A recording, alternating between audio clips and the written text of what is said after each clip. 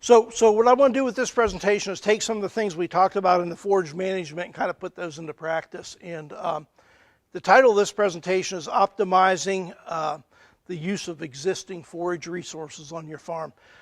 You can go out and you can spend a lot of money on planting new stuff on your farm, but in many cases you're better off to think about how do I manage what I already have to meet my needs or maybe even exceed my needs with good management. And that's kind of what this presentation is getting at.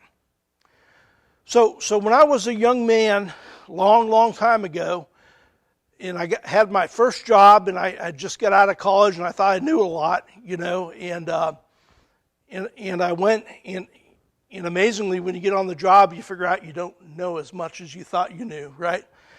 But I had the good fortune of being taken under the wing of a guy named Mike Henry, and Mike Henry was a really seasoned extension agent in the south side of Virginia. And one of the things that Mike taught me was that I can plant whatever I want in that pasture. In 4 to 5 years, it's going to be a mixture of tall fescue, maybe a little bit of orchard grass, some bluegrass, some Bermuda grass, some crabgrass, and some white clover in most cases. And we always think about pastures as these monocultures, this one species. But really, when we look at pastures are not monocultures.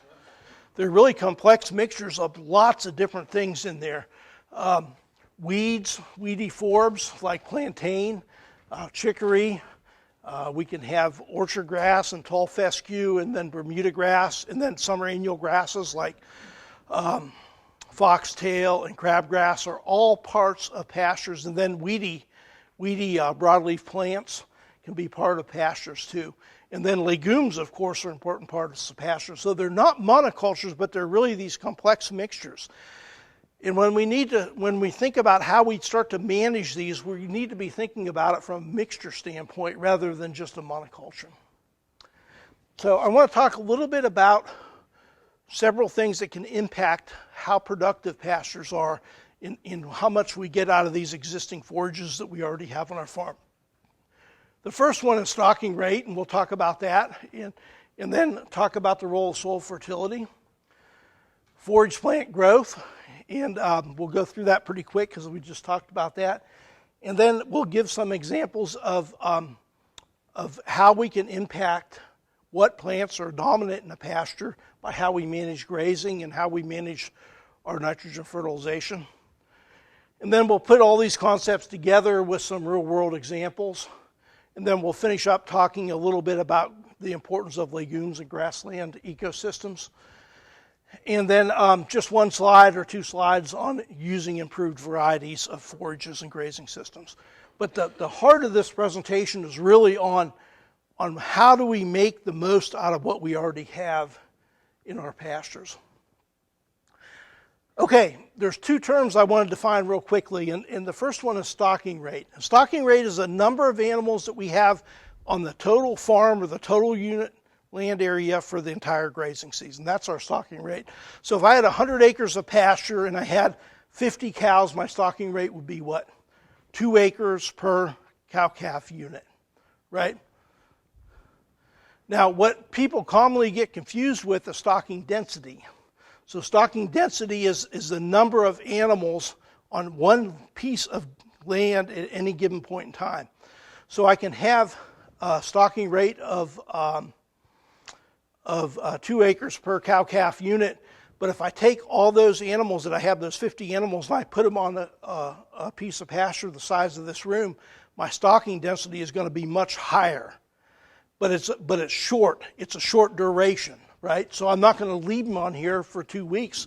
I'm going to put them on here, and then maybe tomorrow after lunch I'll move them to another spot. So we can have a high stocking density, but still have a moderate stocking rate on the whole farm. So I just wanted to make that distinction real quick. So a lot of times you'll see in the popular press people talking about having 200,000 pounds of beef per acre. And that's a short-term stocking density, not their stocking rate. Yeah, it better be or you'll have nothing but dirt, right? Okay, this is This is another one of my favorite diagrams. This is from a guy named Gerald Mott. Gerald Mott was a professor at the University of Florida, and he came up with this diagram to talk about stocking rate. So on the bottom, as you move from left to right, this is increasing stocking rate. And then there's two lines on this graph. There's a solid line here and a dotted line. The solid line is output per unit land area. So how much beef are we growing per acre?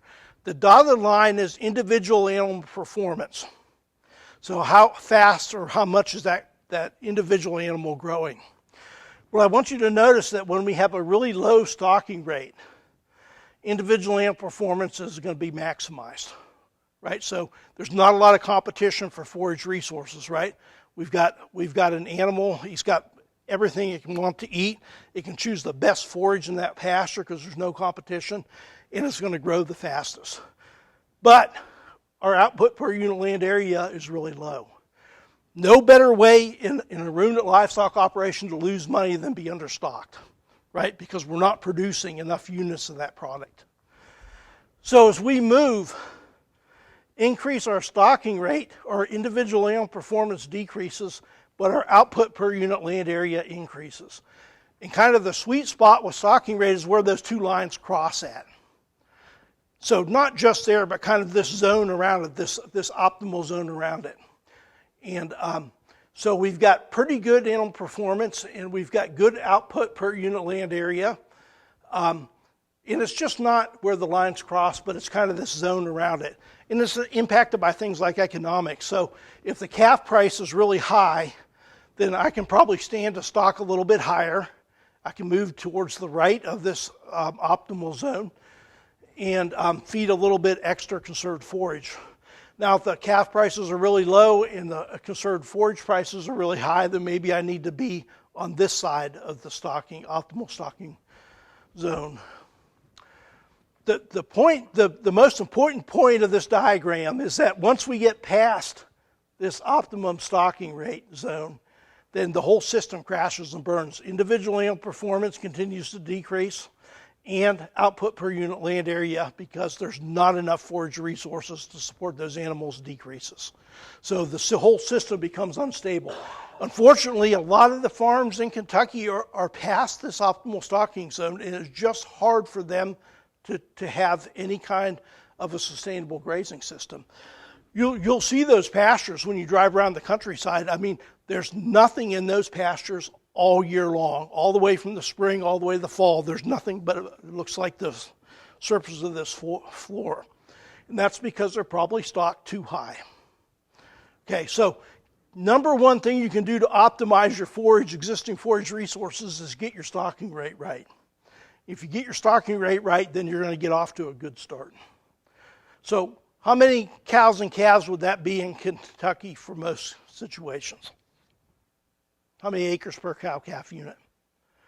Probably, depending on your grazing management, you have really good grazing management and good soil fertility and everything's kind of fallen into place, then you can start to creep down towards 2 acres per cow-calf unit. You know, if you're just getting started and your soil fertility is not quite right and your grazing management's not quite there yet, then you probably need to be up around 3 or 4 acres per cow-calf unit. Also depends on your soil resources, right? So if I've got where's the best soil at? In row crops, right? So except for Daniel's house, then he's got some decent soil and pasture. But for the most part, you know, our pastures are kind of pushed onto the acres that are not quite as good. So our soil resources aren't quite as good. And that can impact stocking rate also. The point is that you want to find a sustainable stocking rate for your soil resource and your management level and set that. If you set your stocking rate too high from the beginning, you're going to have a very difficult time at having a sustainable grazing system. Indicator plants. Anybody have broom straw? You don't have to raise your hand. There's probably nobody in here that doesn't have a little bit of broom straw, right? What's a broom straw tell us about a pasture, or broom sage? Needs lime. Good. Who said that? Good. Can it tell us anything else? Fertility, yeah, good. So we always go, so the default when we talk about broom sage and pastures, we say, well, that field needs lime, right? But we really don't know that until we get a soil test. A lot of times it could be something else. It could be low phosphorus or even low potassium in some cases. It does tell us this. It tells us that something's kind of out of balance with the system. So we need to kind of figure that out and correct that so that that pasture can be productive. People will want to know, how do I get rid of broom straw? And there's no good way to do it. You could spray it out and replant it, but if you don't change the underlying factors of why you have it, then it'll just come back. So we've got to figure out why I have it and then change those conditions, whether it's adding lime or adding fertilizer or better grazing management or introducing cool season grasses back into that pasture to be more competitive. And over time, you'll have less broom straw and more desirable grass species.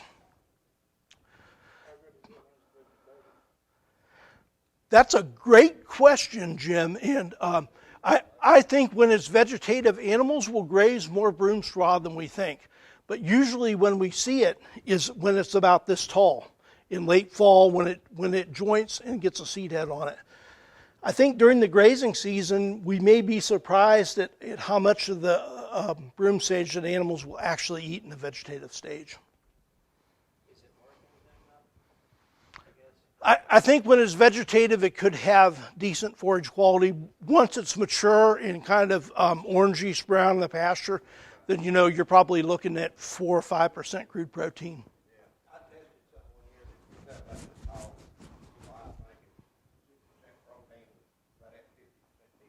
How much? Okay. What was your protein? What was the protein on it? 6. Okay. Yeah. So it's not as high quality as our cool season grasses for sure. Anyways, the point that I want to make is that we can look at plants and pastures and say, yeah, this or that in terms of management, but really, we really want to get a soil test, and this is nothing new to you all. Your extension agents preach it all the time. You want to get a soil test, and that gives you the basis to develop a successful soil fertility program. And of course, getting a good sample of your pasture is really important. You want to make sure that you avoid areas that are going to be high in nutrients, so areas where animals congregate at around waters, mineral feeders, or where you fed hay at, or around shade areas or ponds. Those are all areas where animals congregate at, and they're going to increase the soil fertility through urine deposition in those areas. And if you include those in your sample, you'll artificially raise the results of your sample for the rest of your pasture. So make sure you exclude those when you sample. Make sure you use the right sampling depth. You'd be amazed when I go to a field day and I ask people, well, how deep do you sample your pastures? I'll get answers from 2 to 12 inches. You know, it really needs to be 4 inches. That's kind of what our soil test calibrations at the University of Kentucky are designed for. Then make sure and do your paperwork. We've got a really nice publication on this. You can access it just by going to your extension office or by looking up that link. I want to mention soil acidity because this is still a major factor limiting forage production, not just in Kentucky, but the whole southeastern United States. And it does two things. When we have a low pH in our pastures or more acidic soils, we decrease nutrient availability and we reduce nitrogen fixation in legumes. So it's kind of having a double impact on our pasture production. And if you look at this, when I'm down here in this acidic range of 5 or 5.5, things like nitrogen and phosphorus and potassium become less plant available. The wider those bands are on this graph, the more available those nutrients are to the plant. So when we get out of the optimal pH range of 6 to 7, all of our bands start to decrease. And that means that they're less plant available.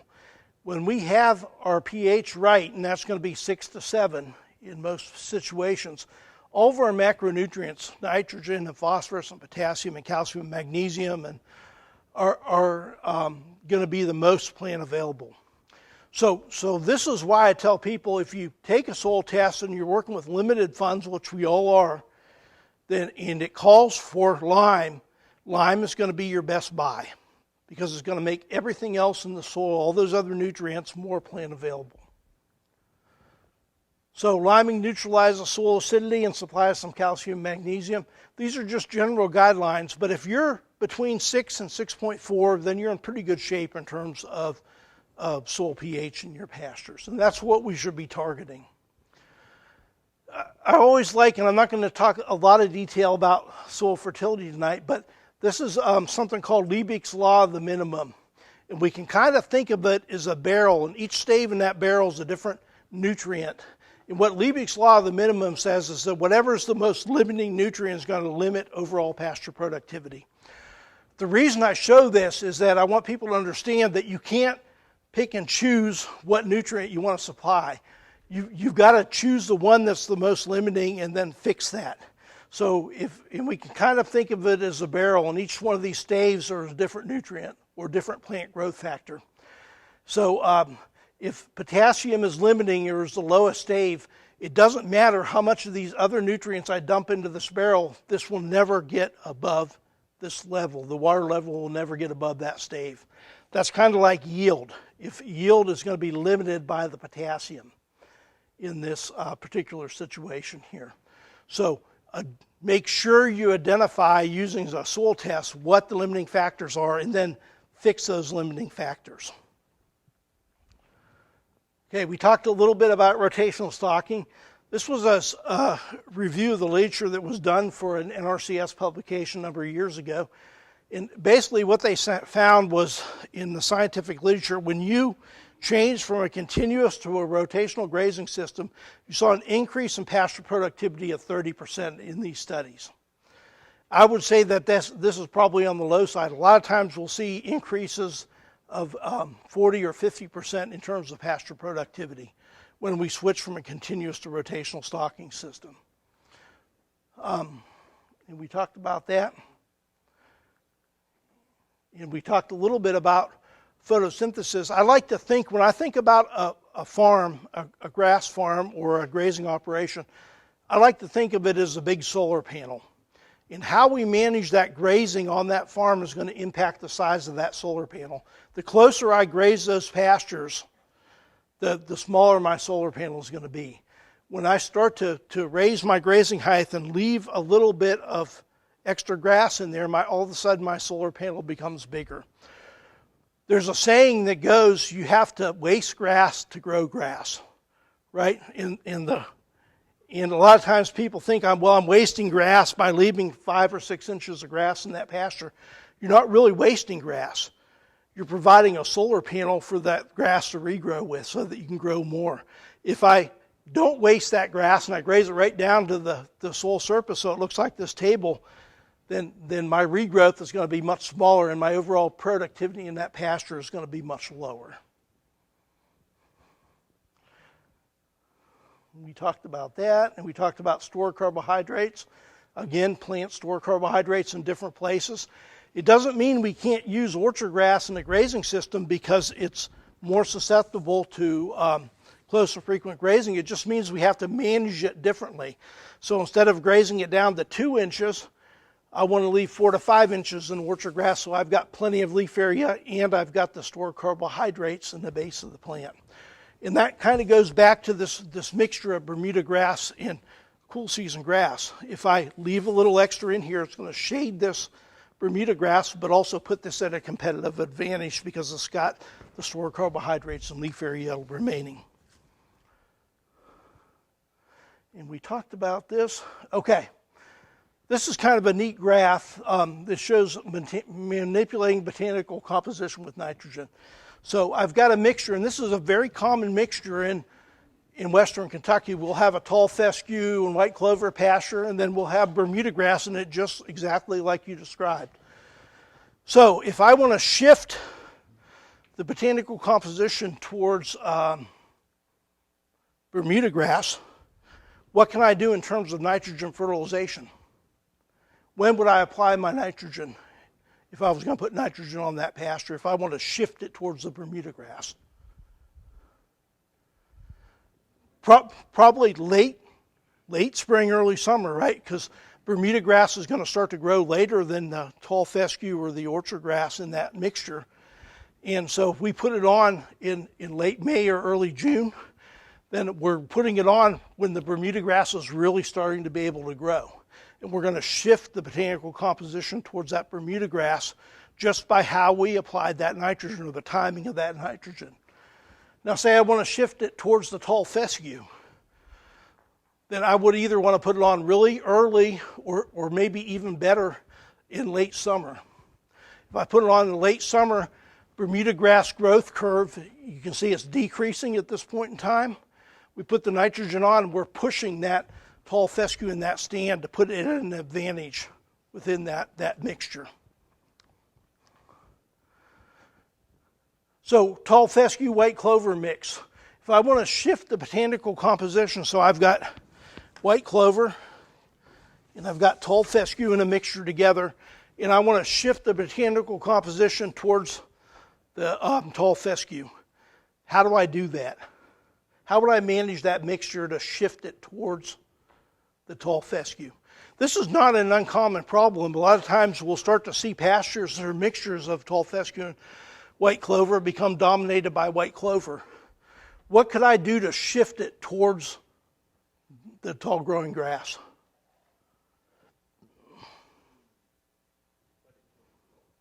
Do what? Let it grow tall. That's exactly right. So this is very well adapted if you look at the growth habit towards the close and frequent grazing height. This is less well adapted. So if I let it grow taller and I rest it between grazing events, I'll over time shift this composition back towards the cool season grass in this mixture. So one of the things I want to send you home with tonight is that grazing management is really a powerful tool in terms of managing botanical composition in pastures. Okay, so raise grazing height, just like you said, to favor the taller growing grass in that mixture. And then when we could also apply nitrogen fertilizer, which would favor the grass over the legume in that mixture. Okay, same mixture, but I want to shift it towards the clover. I had a good friend and neighbor in Virginia that was on the farm beside ours, and he was a great grazing manager, just never grazed his pastures close, always left 5 or 6 inches of residual in his pasture, so pastures had good dense sods of tall fescue, but he had a problem keeping legumes in his pasture. So if I want to shift this mixture so that I have more legume in my pasture and more white clover, how would I do that? Good, mow it. So mow it, or how can I do it without having to buy a mower? I graze it lower. That's exactly right. And when I graze this mixture lower, I put this tall growing grass at a disadvantage, and I put this at an advantage in that mixture. And over time, we'll start to get more white clover and less tall fescue in that mixture. So really, grazing management's really a powerful tool in terms of shifting botanical composition in pastures. The what? They do. So that's a good point, Jim. So Jim says that he called his cows heathens, but I don't know if I would do that. But his cows go after the clover. So good. That's a great observation. How could I change that grazing behavior? What could I do to make them less selective in their grazing? Exactly. Make the pasture smaller. As I take a big pasture and I divide it up into 2 or 3 pieces, I put the animals in there for a shorter time period, and that reduces selective grazing. Do it, Jim. Do it. Ours does when we turn them into a new paddock. They got a hot lamp to field 3 times. Yeah. See what's out there. Yeah. If you bunch them up enough, they'll just put their heads down and eat. I promise you. All right. Okay.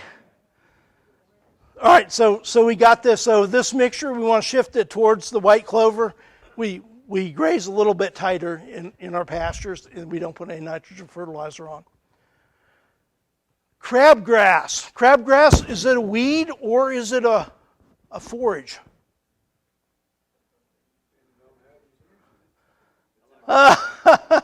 You should work in extension. That's a great extension answer. It depends, right? So it does depend, right? So if it's in my wife's flowers, it's definitely a weed, right? Or it's in the tobacco patch, it's a weed. But if it's in the pasture, crabgrass can be a pretty good forage. It's pretty palatable, performance is good. There's a lot of work with crabgrass from the Noble Foundation in the 1990s that showed that average daily gains on stocker calves without supplementation could be 1.75 pounds to 2 pounds a day with crabgrass.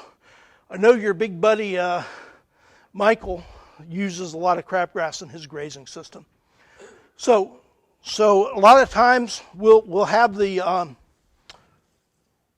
pasture that maybe got grazed too close or for whatever reason starting to thin out a little bit. We'll have some spots between plants. Crabgrass can be a good fit for that. We could broadcast crabgrass on in late winter or early spring, maybe drag it with a pasture harrow and get some crabgrass to grow between these plants. Crabgrass will not grow in a dense stand like this, but if there's a 6-inch space between the plants, crabgrass can germinate, come up, and be a productive part of a summer pasture. So if we want to shift botanical composition towards the crabgrass in a mixture of crabgrass and tall fescue, how can we do that? I know I'm really asking people to step out on a limb now to think about crabgrass as a forage, right? How could we encourage it? How can we encourage crabgrass in a tall fescue pasture? So it's a warm season, so I'd want to do what? Yeah, exactly. So Daniel's got it right on the head. So if I want to encourage crabgrass, I want to graze that pasture hard in late spring or early summer. That weakens that tall fescue plant, it opens that sod up, and it gives that crabgrass a place to grow. And the crabgrass will be extremely productive during the summer months with a little bit of rainfall. So first thing I could do is if I really want to get it in there, I can buy an improved crabgrass variety and broadcast it onto that pasture.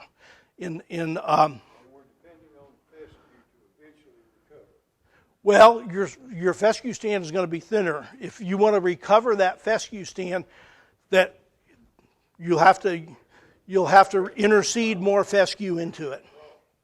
Yeah, you'll have to interseed more fescue into it eventually, and that'll be most successful in the fall. Doing it in the fall, a late summer or fall. One of the problems with interseeding fescue into an existing pasture in the spring is that we have an extreme amount of weed competition from things like crabgrass, foxtail, Bermuda grass as we move into late spring and early summer. And that can really hurt those fescue seedlings that haven't established a really good root system yet. So much better to try to thicken the pasture up in the fall.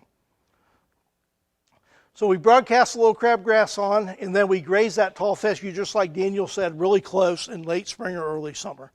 And when we do that, we put that, we make an environment in which that crabgrass can thrive underneath. And then instead of applying nitrogen fertilizer in early spring, we wait until after the crabgrass is germinated and it starts to grow, and we put a little bit of nitrogen fertilizer on, not a lot, 40 or 50 pounds, and that will stimulate that crabgrass growth during the summer months if we have adequate rainfall.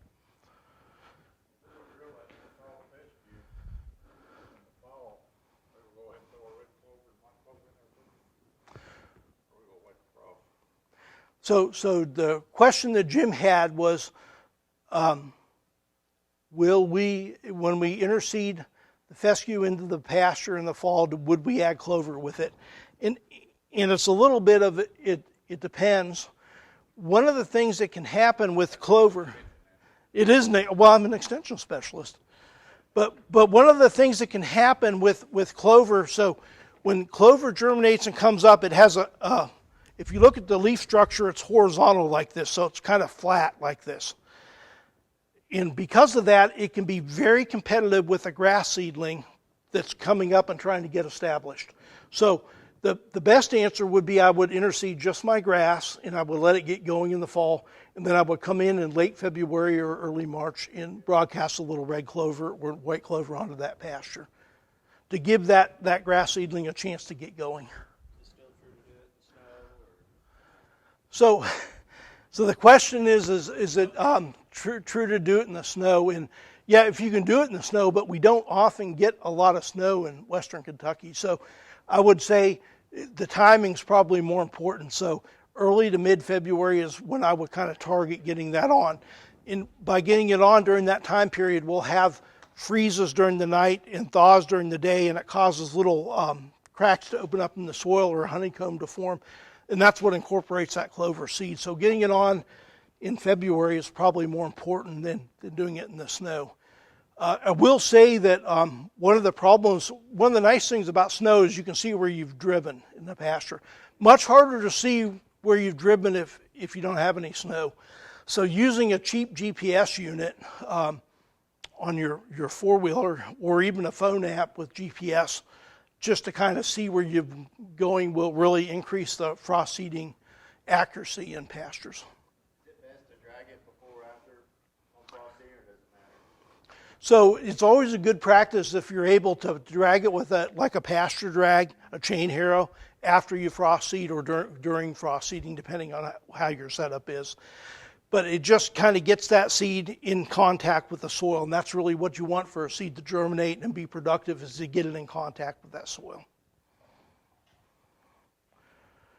Okay, and that kind of brings us to legumes. Thanks for bringing that up, Jim. Legumes are an important part of the sustainable grassland ecosystem. The second most important biochemical process on Earth after photosynthesis is nitrogen fixation.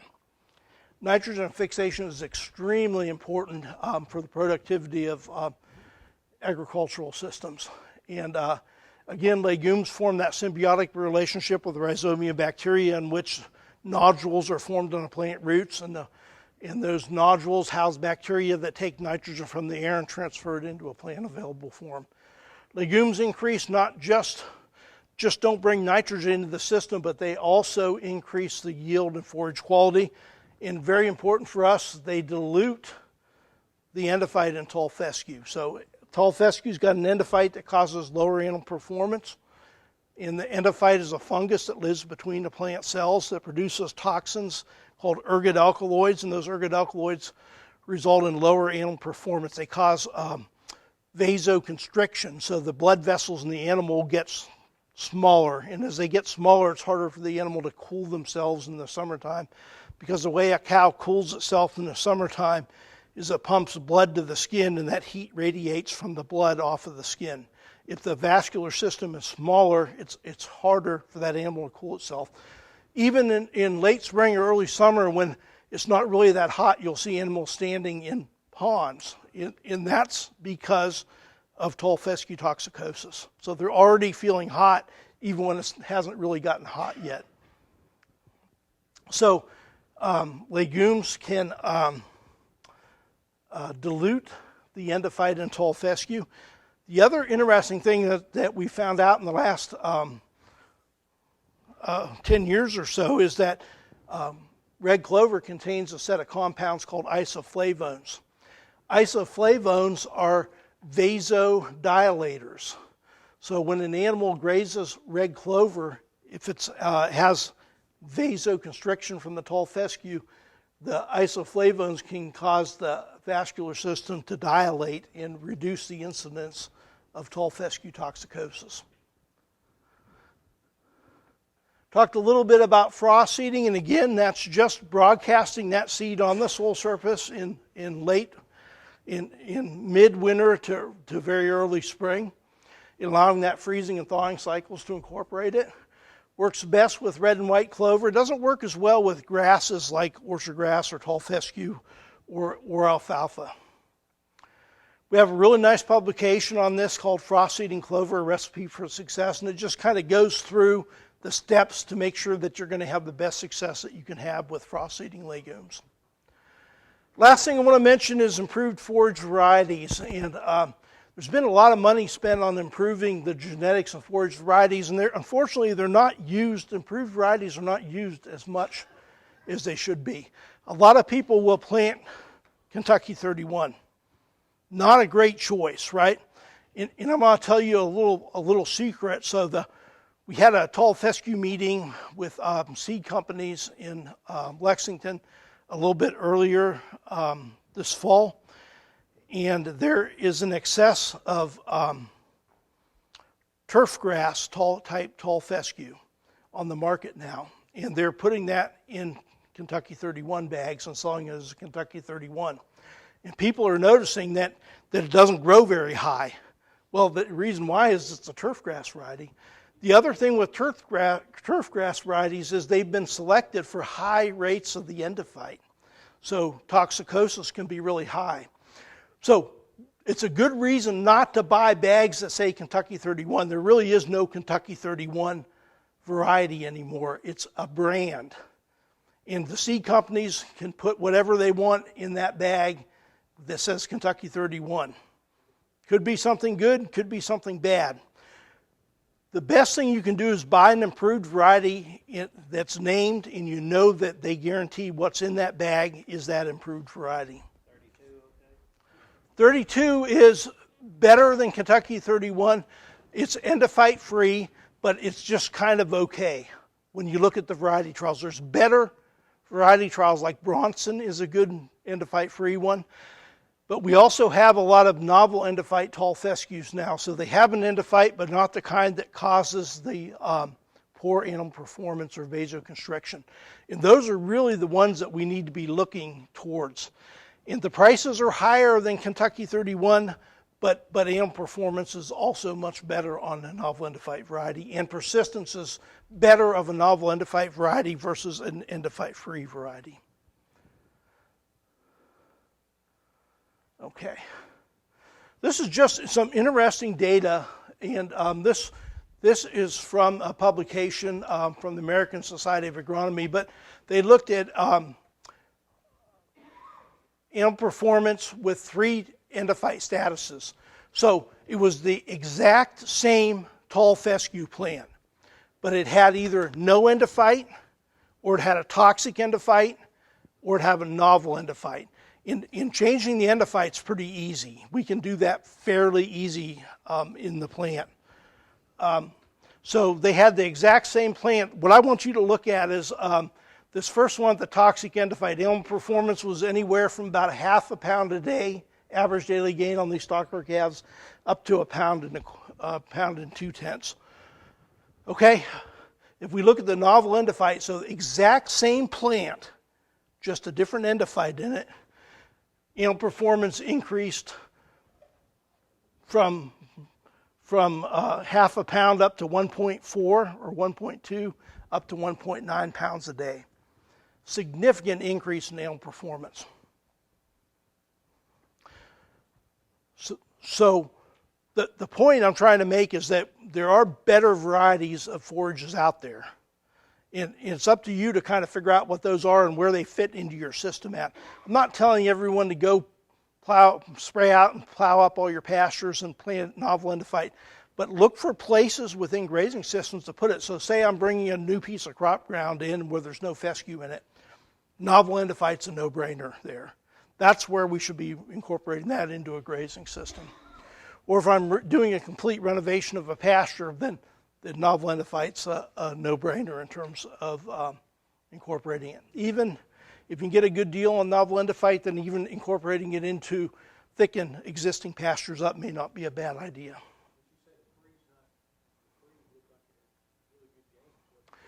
So it doesn't persist. So what we didn't understand, I'll tell you the whole fescue story and then I'll let you go home. So tall fescue was discovered on a hillside, Menifee County, Kentucky, by a guy named E.N. Fergus.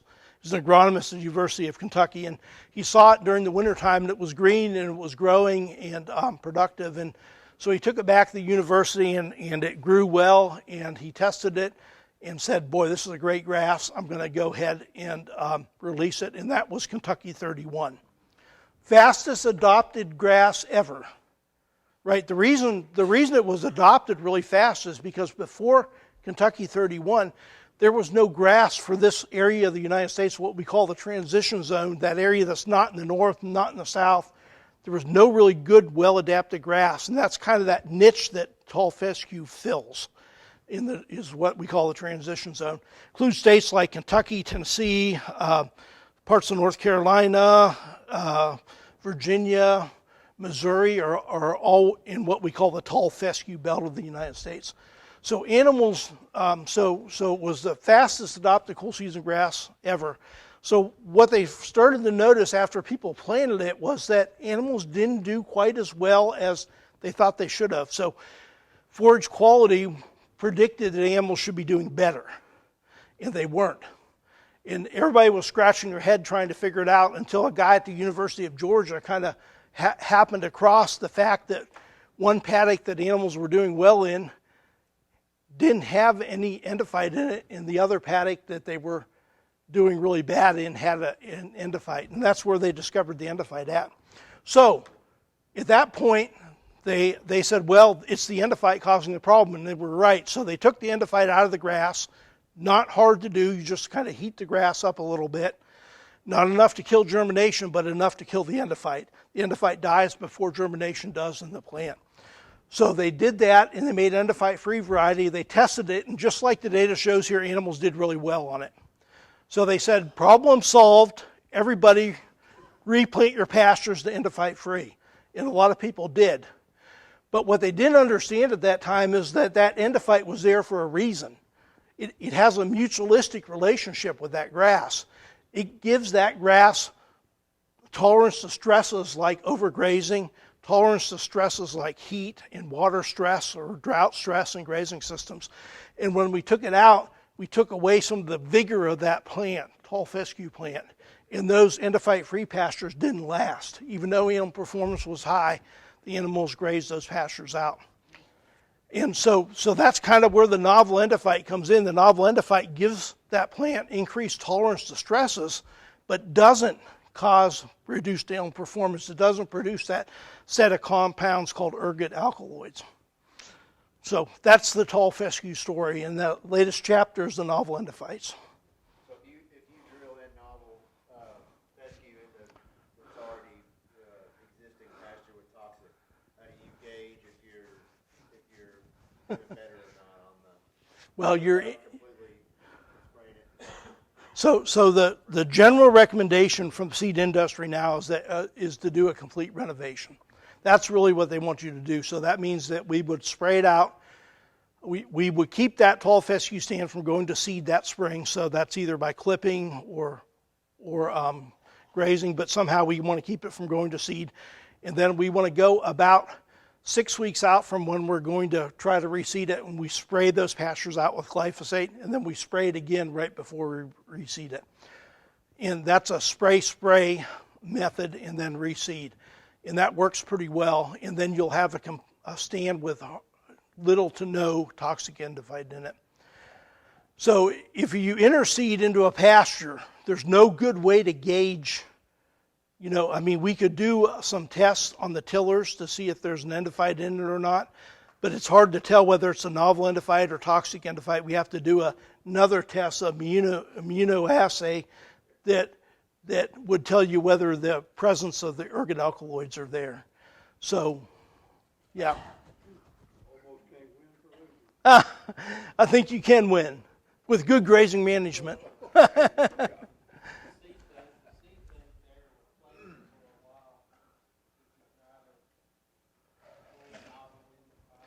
Say that one more time.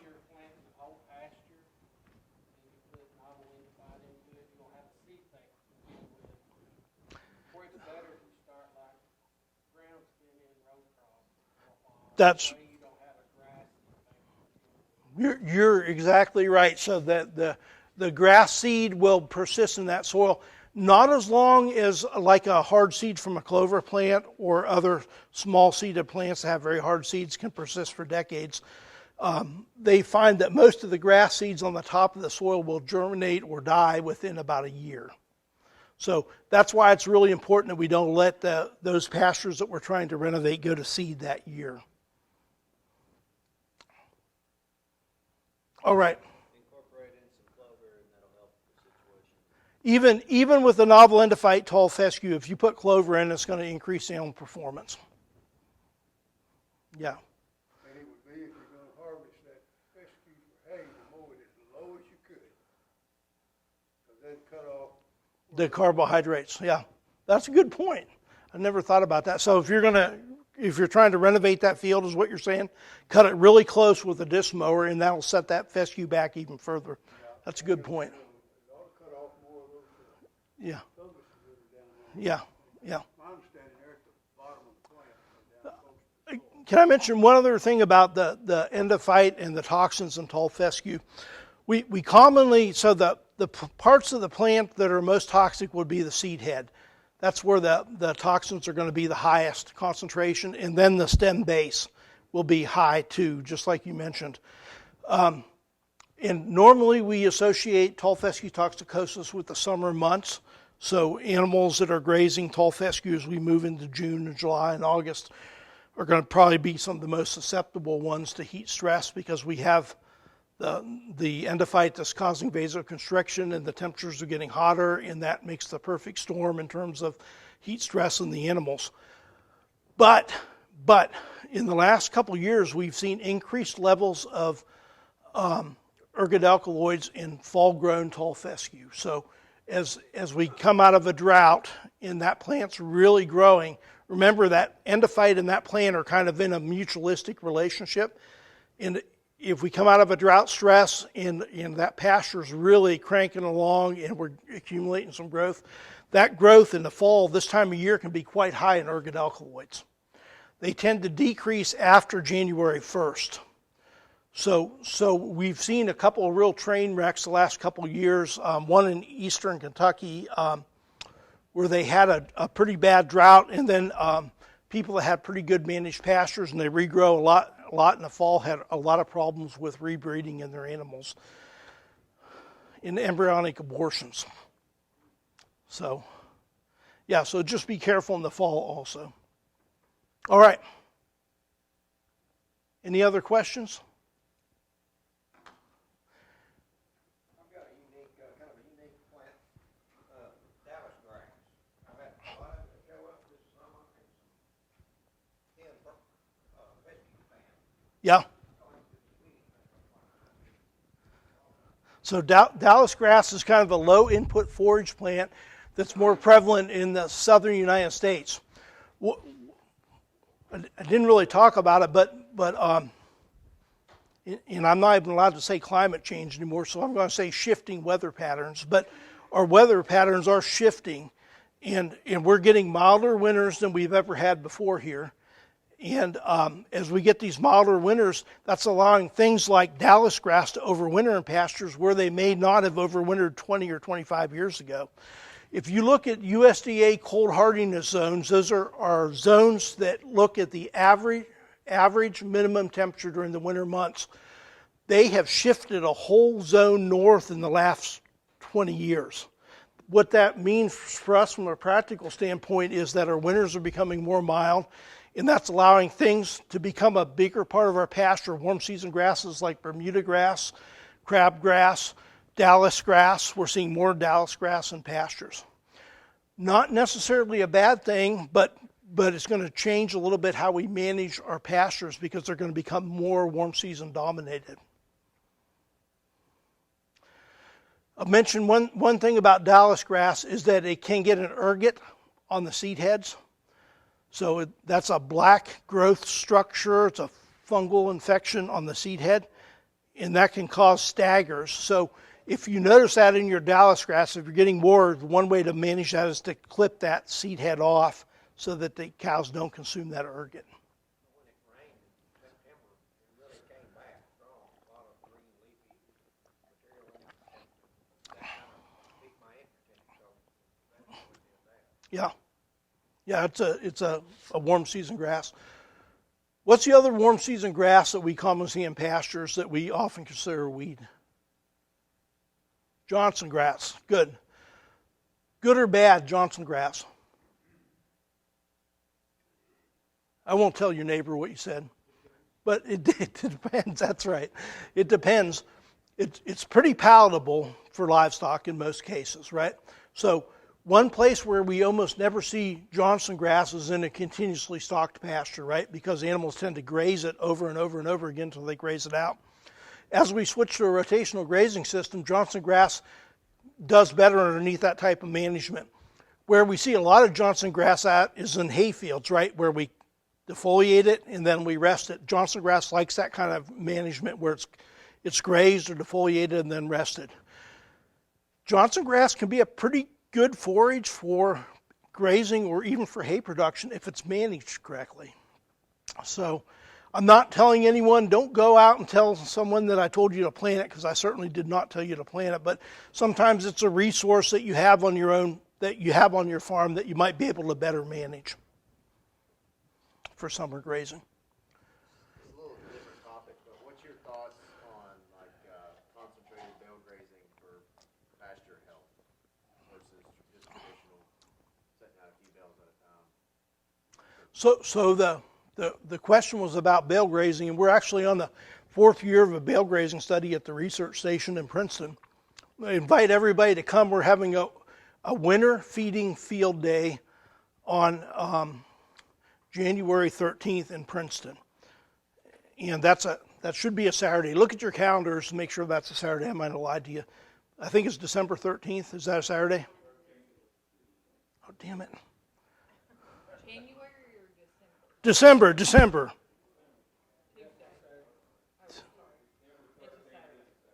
Okay, so it's December 13th. Thanks for catching me. And we're going to look at bale grazing and talk about how to set it up. But essentially what bale grazing is you take a pasture that you need more fertility in, and you set bales out, right? And you set them out, the way we did it at the research station, we set about 2 tons of hay out per acre. You can go a little bit higher than that, but I think 2 tons kind of a sweet spot. And you set those bales out, and you do it all at one time. So you've got all these bales. Your neighbors are going to look at you like you've lost your mind completely, right? But you set them out, and the idea is that the animals will graze those bales, and then you get a much more uniform deposition of manure and nutrients because you've spaced that hay out over the landscape. We've seen in the first year of our study, we saw an increase in our soil potassium of 20 pounds per acre from bale grazing. So if you do that for 2 or 3 or 4 years, you're going to start to build nutrients up. Every ton of hay has how many pounds of nitrogen in it? Any guess? 40 to 60 pounds, somewhere in that range, depending on the hay. It's got about 15 pounds of phosphate or phosphorus, and it's got about 40 to 60 pounds of potassium. So by spreading those feeding points out with bale grazing, you can get a much more uniform deposition of nutrients. Now the kind of the opposite of that would be like a fence line feeding system. A fence line feeding system is where we always stick the bales at the same place, or a feeding pad. So all the nutrients from that hay get concentrated, and that manure get concentrated in one spot within that pasture. So we're not really capitalizing on the value of those nutrients. No, Jim, you're giving me hell tonight. So, did I ever hear of manure spreader? Come on now. Yes, and you can scrape those nutrients up and you can move those back out.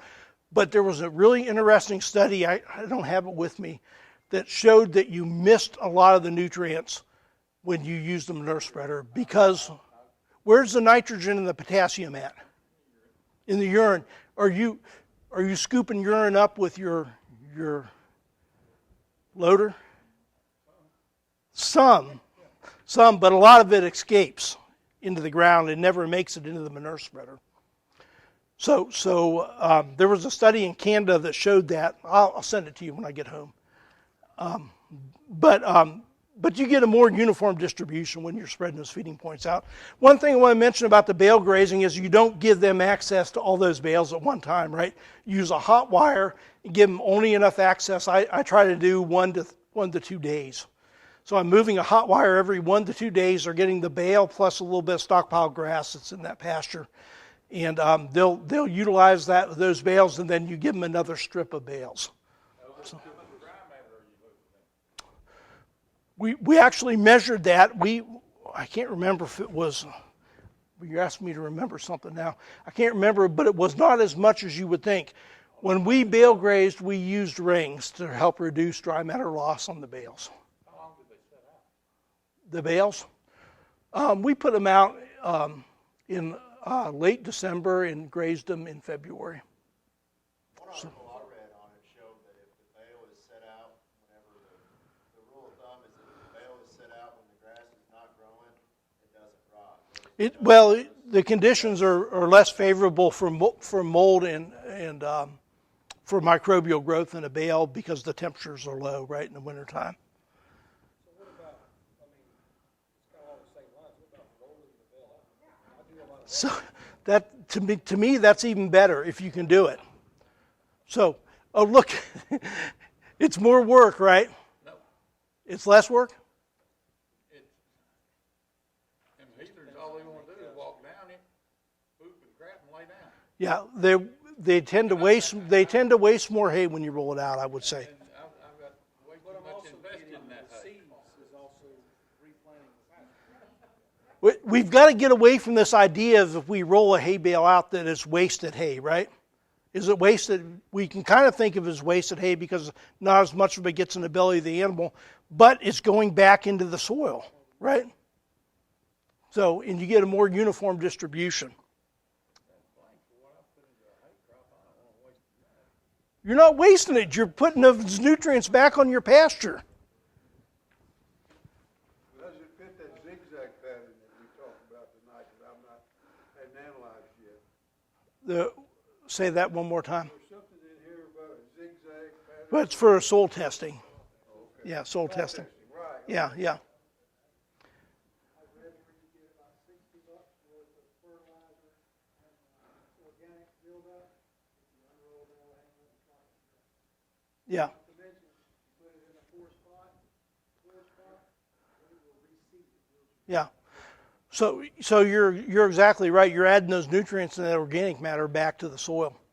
So I kind of think of it like this, and I don't know if I'm thinking of it wrong, but when I buy it, so if I buy a bale of hay, Jim, so I'm not making my own hay. If I buy a bale of hay, I'm getting that feeding value of that hay, plus I'm getting a coupon, and that coupon is for the nutrients that are in that hay. Now, depending on how I feed that hay, is whether I'm going to capitalize on those nutrients in that hay. But when I buy a ton of hay, I'm getting a coupon for, it depends on fertilizer prices, but between $40 and $50 for nutrients that are in that hay. I guess my thoughts are on it, if you unroll it, say you've got several head of cattle, you'd have to unroll several different times during the day, is that not correct? If I went out in the morning and put out, if I normally fed 6 bales of hay, if I went out and put out a bunch of bales of hay, aren't they going to waste more than if I just put out 2 bales, 2 bales, 2 bales? Well, I think you're 100% right. So the question was whether you should ration the hay out. And the more you ration anything out, the better utilization you're going to get on that hay, whether it's a standing forage or a hay bale. If I only put enough out for 12 hours, then they'll clean it up more than I would if I put out enough for 4 days. So That's my only, it just seems like it'd be a lot more, I don't know. it is more work to roll it out every day. There's no question about it. And I think feeding losses will be higher, but you get the nutrients back in the soil. So if you're going to bale graze or you're going to roll hay out, choose your weakest paddock to do it on. Your paddock that's in need of some fertility. Even if you've got stockpile fescue on it? So this gets to be a more complicated question. So the question was with stockpile and in hay, and actually good stockpile could act as a supplement to poor quality hay, right? Most of the hay that we make is a little bit below the nutritional level of a lactating cow. So if I gave them a strip of fescue and bales together, they're going to eat the fescue first and then they're going to eat that hay, but they'll kind of balance each other out in terms of improving the nutritional value of that hay by having that supplemental fescue, which is almost always higher in forage quality than most of the hay that we feed.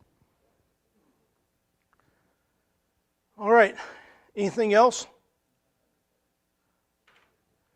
Jim, don't hold back.